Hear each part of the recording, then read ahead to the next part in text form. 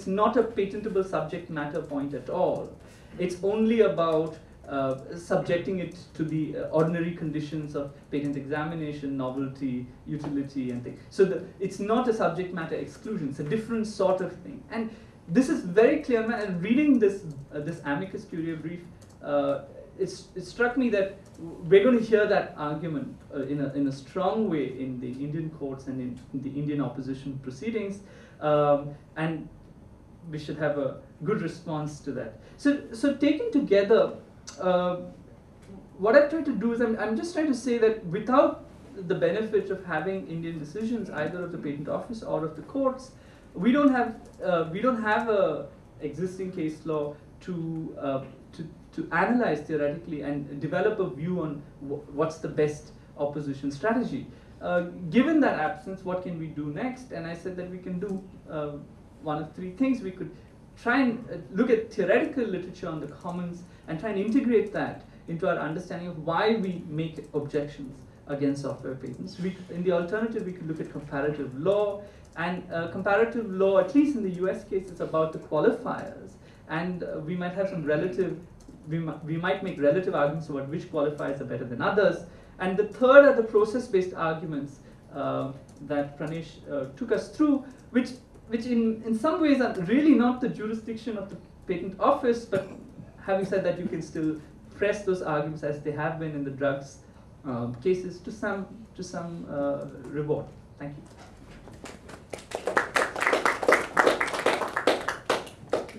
So we could do all three, right? Could do all three. A sort of simple-minded question, and then I have one from Pranesh. To you, I want to ask this question. Why would your conception of strategy be thinking about arguments? Arguments are, from a strategic point of view, totally irrelevant, aren't they? We're going to use whichever arguments work, and we're going to figure out whichever arguments work by shooting at targets until we start killing things. The real problem with strategy is this. We are about to begin here, as we are beginning elsewhere in the world, to destroy several $1 billion of what rich and powerful organizations consider to be their property. When we start blowing up their property, they're going to start trying to kill us. Strategy is about how to kill as many of their things as possible before we are exterminated ourselves. It has nothing to do with Yale Law School bullshit comparative law. It has nothing to do with imagining what words might mean. It's about figuring out how to destroy property we mean to destroy and doing it as much of it as we can before we are prevented by fatal means from continuing the activity. This is not strategy about academics. This is strategy about the destruction of stuff that the people who own it consider to be very valuable. And if what we are really doing is making strategy, we should care not at all about the words. We should be entirely concentrated on things. Now, I admit that this is my American legal realism hat. I don't read the Cornell Law Review. The Cornell Law Review is a bunch of crap written by people who don't actually do stuff. And I'm doing my usual thing, which is trying to say American law professors are worthless and you should stop listening to them, including me. All you really care about is whether there are dead animals in the bag at the end of the day. I take it that you think that's wrong, and what I really want to know is why. Are you going to ask? Pranesh, yeah, I want to ask a similarly silly question. I don't think that the real problem is presented to the free and open source software world by patents. In fact, my clients are the least likely people in the world to be bothered by patents for a simple reason. They don't make any money, and nobody litigates against anybody infringing patents unless there's money to pay royalties. We are carrying water for Venki's friends. The only people in the world who can actually be injured by this are the people capitalizing on our work. We are doing it for them more than we are doing it for ourselves, but we are doing it for them because in the long run we need them to do something else, and the price we are going to charge them for saving them is very large. Under those circumstances, from a political point of view, wouldn't we be better off coming clean and saying that we are doing this for their good rather than our own?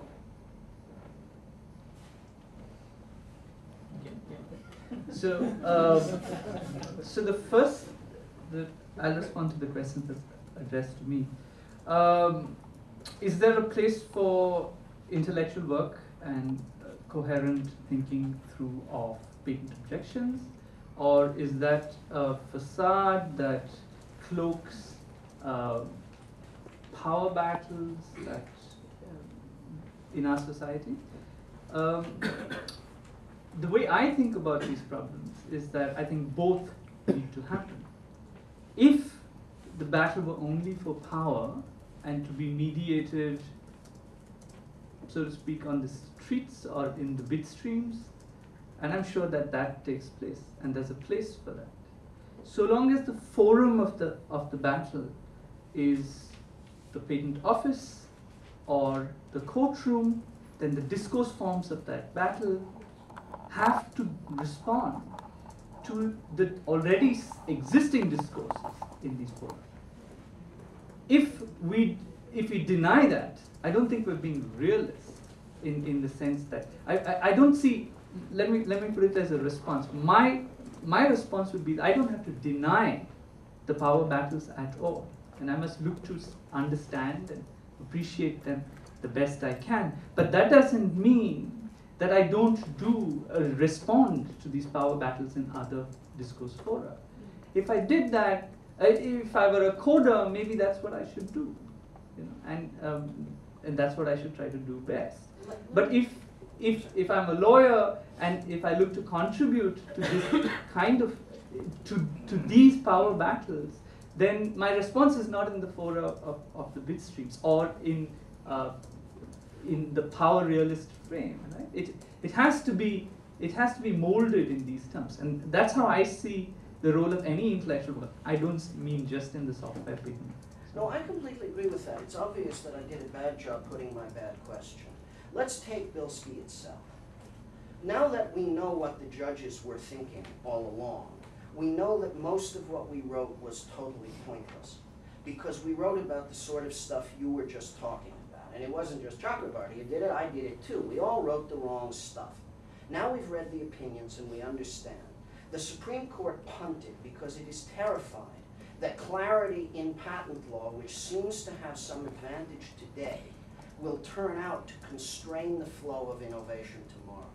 And if you take the thread through all the opinions, plus, minus, up, and down, each one of the justices is waltzing away from the possibility that he or she might today make a decision which will turn out to constrain the flow of technology tomorrow. If we had known enough to read their minds beforehand, and mind you, I'm still realist enough to think that if you're going to be in the forum of the courts, it's not the discourse form you want to know, it's what is the judge thinking and how could you change it. If we had known then what we know now, we would have said, here's why affirming the Federal Circuit won't have bad effects on the actual flow of technology in the areas of finance and computer software. And we'd have written rather differently. We would still have failed, because it is still in the Supreme Court's interest not to act. They can punt safely, wait for Congress to do something, leave the Federal Circuit and the Patent Office to work it out for themselves, and in the end they conclude, as they often do in Justice Brandeis's famous words, that the most important thing we do is not doing. If we had had a better and more elegant argument about the commons, the best thing for them to do in their view would have remained not to do. And I would expect that to be pretty much everybody's view if they can get away with it pretty much everywhere. Patent offices don't want to constrain innovation and have customers. Courts that do patent law don't want to constrain innovation and have impacted benefit from their relationship to the patent bar, and so on. We are being left alone with power in the street because law would like us to be left alone with power in the street. We didn't pick to fight in the street with people who have trillions of dollars. We're not fools. If we could win in courtrooms doing the things that you are talking about, we would do that because it's cheaper and faster, and we would take fewer casualties.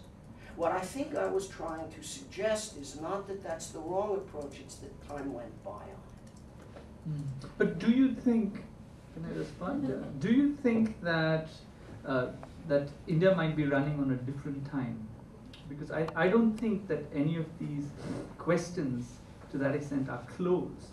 While all the considerations that you set out, I mean, I was struck by the Chakrabarty brief in its claim that's exactly what it was doing. What you said, it was scaremongering, saying that the entire industries would shut down, and that was the focus of the brief.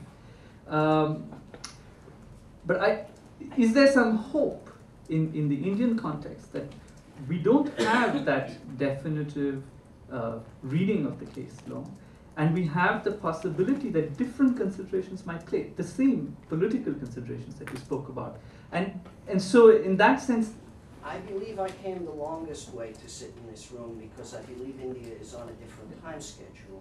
And my estimation of the time schedule probably has something to do with why we attacked the BlackBerry patent yesterday.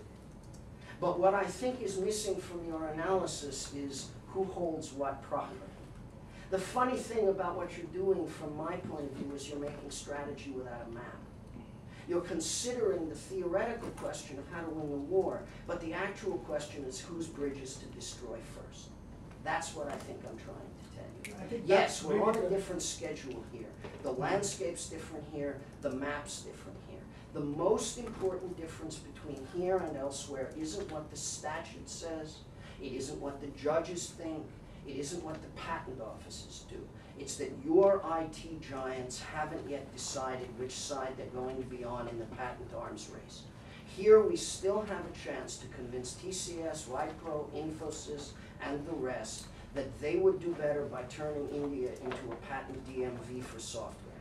And the way I can do that is by blowing up the bridges that their competitors' trains run on, and then saying to them, gentlemen, I am destroying your competitors' bridges. Are you going to let them rebuild those bridges, or are you going to do the sensible thing and put your shoulder to the wheel to make sure that those bridges cannot be rebuilt? And that's a very map-dependent campaign. And it runs for a very limited time, because unless those guys decide they're with us, they're going to decide that they're against us. And that's when we're really going to start taking casualties. That's how I think we think about these things. I think that's what really the next session is on. But how do you really work out the strategy of what we need to do? Because strategy is, as Evan says, is not about how to argue the case, but what to argue at the moment. Okay, We'll take it I'll try offline, to keep Pranesh. it very. Yeah. Should I answer, or can we just? We can talk through it. Okay. Just very quickly, I disagree with you on the point of the us versus them. Okay. While I admit there are differences, but I think the larger us versus them would be the larger free and open source software world versus the proprietary world. Okay, and that I think makes much more of a difference. And very importantly, okay, if you allow for patents, okay, just because now you're too small to actually be hit by a patent lawsuit, okay, doesn't mean that tomorrow you'd be, as and when you grow, you'd be comfortable, okay, being hit with a patent lawsuit, right? Secondly, patents have an effect over and beyond just the world of patents. Okay, the very example that you guys are going after, encryption in BlackBerry, okay, the example that you cited earlier of Skillerov, right? The example here in India of something of Apple, okay, using both DMCA, okay, 1201, as well as its patents to basically get Indian company, two Indian software manufacturers, okay, who are making, allowing people to make fair play, I think their DRM technology is called, into play fair, okay. They actually got them to cow down, okay, by using the threat of patents, which wouldn't be validated in India, using DMC, which wouldn't be validated in India either, okay. We don't have DRM laws in India. However, the fact is they could still do that.